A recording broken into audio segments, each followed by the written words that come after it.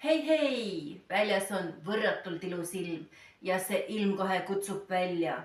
Nii et ma tahaksin minna kohe tähti otsima. Aga ennem ma sõidan linnast välja, et otsida kuskilt puhtast loodusest 4 peotäit võililli. Need täpselt 4 peotäit võililli on meil võilillesiirupi valmistamiseks vaja. Olen tagasi ja ma korjasin palju võililli.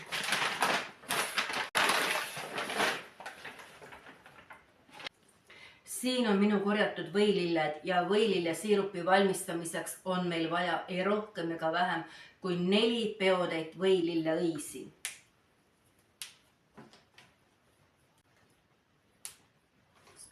No kui keegi väga teada tahab, siis mulle mahtus siia pihku 20 võililleõit, nii et esimene peotäis võilille õiekesi on olemas. Nüüd korjame teise peotäie võililleõisikuid. Siin peopesas on 22 võililleõit, nii et teine peotäis võililli läheb ka siia kastrulisse. Ja nüüd korjan ka 3. peotäie võililli. 3. peopesas on mul 31 võililleõit.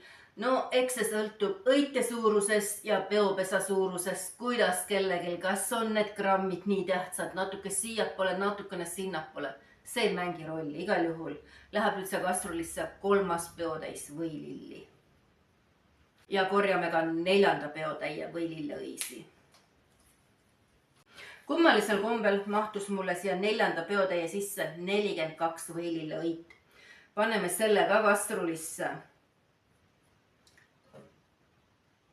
Ja nii palju jäi üle. Ma arvan, et ma panen ka need siia lihtsalt. Tõenäoliselt saab see võilillemesi siis tumedamaks, mis seal ikka juhtub. Aga kui teil on oma kodumaja lähedal võililled, siis te tõepoolest ei pea rohkem korjama neid võililleõisi, vaid nii palju, kui pihku mahub, et 4 peotäit võililleõisi. Ja ma panen nüüd ka need ülejäänud võililleõied siia. Ja siis ma räägin, mis tuleb edasi teha, et võililledest saada võilillesiirup. 5. peopessa mahtusid ka need ülejäänud õied ära ja siin on 44 võililleõit. Tegelikult 4 peotäies piisab. Aga kui te käite kuskil kaugemal korjamas, siis on ennem olgu üle, kui puudu tuleb. Kalla võililledele peale 1 liiter kuuma vett. Kata see kastrul kaanega ja jäta ta terveks ööks. Niisama seisma. Hommikul me kurname siit sees võililled välja, aga terve öö las ta seisab siin kaane all ja siis homme samal ajal jätkame. Need on nüüd siin üle öö seisnud ja ma kurnan need võililled suuremasse kastrulisse. See on mingi 5,5 liitriline, mul lihtsalt vahepealset emailnõud ei ole. Ja see võilillevesi on näete selliseks pruunikaks läinud. Pigistame need võililled ka siin sees siin ilusti kuivaks.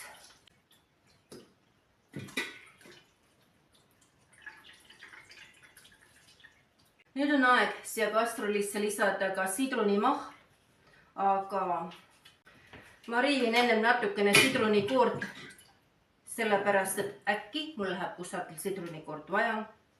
Siia võilillesiirupi sisse ei ole sidrunikoort vaja. Originaalne võilillesiirupi retsept pärineb Maria Trebeni brošüürist Tervis Jumala apteegist ja seal annab ta võilillesiirupile täpselt sellised koostisosad: 4 peotäit võililli, liiter kuuma vett, need siis ööpäev seista. Seejärel pigistatakse siia vee sisse poole sidrunimahl. Igal juhul ma pigistan selle poole sidrunimahla nüüd siia sisse.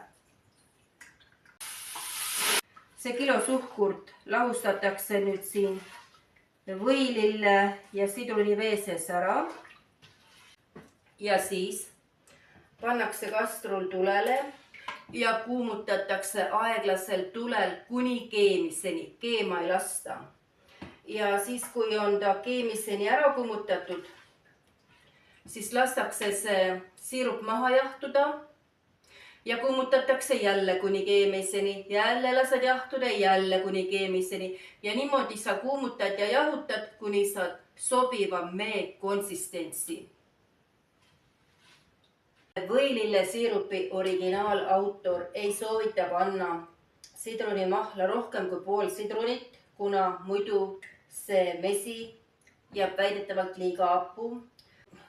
Samuti ei soovita ka rohkem suhkrut siia lisada, sellepärast et muidu see siirup suhkrustub liiga kergesti. Aga mina tegin eelmine aasta niimoodi, et ma küll panin pool sidrunit, aga siis ja kuumutasin, jahutasin ja siis mingi hetke pärast ma panin veel kilo suhkrut siia siirupi sisse, kuumutasin ja jahutasin edasi. Seejärel ma asetasin seda võilillesiirupit ka nendesse jääkuubiku vormidesse, sest ma lootsin saada võilillesiirupi maitselisi jääkuubikuid. Kas ma sain? Ei, ma sain midagi palju paremat. Nimelt, kuna siin oli palju suhkrut, siis mul ei külmunud see võilillesiirup seal sügavkülmas korralikult ära ja ta jäi selline iirise moodi veniv, väga hea ja maitsev selline šukaadi moodi asi on ju. Aga muidu, kui te tahate teha seda täiesti õieti originaalretsepti järgi, siis see siirup säilib 6 kuud külmkapis purgi sees. Aga mulle meeldis see sügavkülma variant rohkem. Seda enam, et see siirup tänu 2 kilole suhkrule mul lihtsalt ei jäätunud ära ja ta oli tõesti selline hea, veniv, tore ja ma kavatsen samamoodi säilitada, nii et ma panen siia mingi aja pärast ka 2 kilo suhkrut veel selle siirupi sisse. Aga ja, praegu on ta selline. Kuumutan seda juba teist korda. Eks ma hiljem ütlen teile, mitu korda ma kuumutan ja jahutan. Nii et jääme tulemust ootama. Kas soovid teada, kuidas mul võilillesiirup välja tuli? Ma kuumutasin seda 11 või 12 korda kuni keemiseni ja lasin jahtuda. No venib nagu päris mesi, eks ole? Konsistents täitsa olemas. Ja põhjus, miks seda mett ei soovitata keeta, on ilmselt selles, et keetmisel hävinevad vitamiinid ja teine asi, kui te seda võilillesiirupit tõepoolest keedate, siis hakkab tulemas ikka vahtu, nii nagu keedumoosil tuleb vahtu. Kui te aga kuumutate, siis ei tule teil sellist vahtu nagu keedumoosil ja vitamiinid säilivad ka paremini. Ma kallan nüüd selle siia plastikkarpi. See on siin tõeline kuld. Näete, nagu mesi.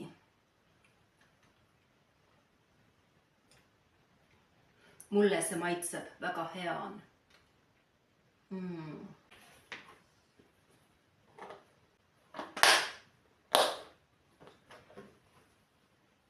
See karbikene sellise võilillekullaga läheb nüüd sügav külmkappi.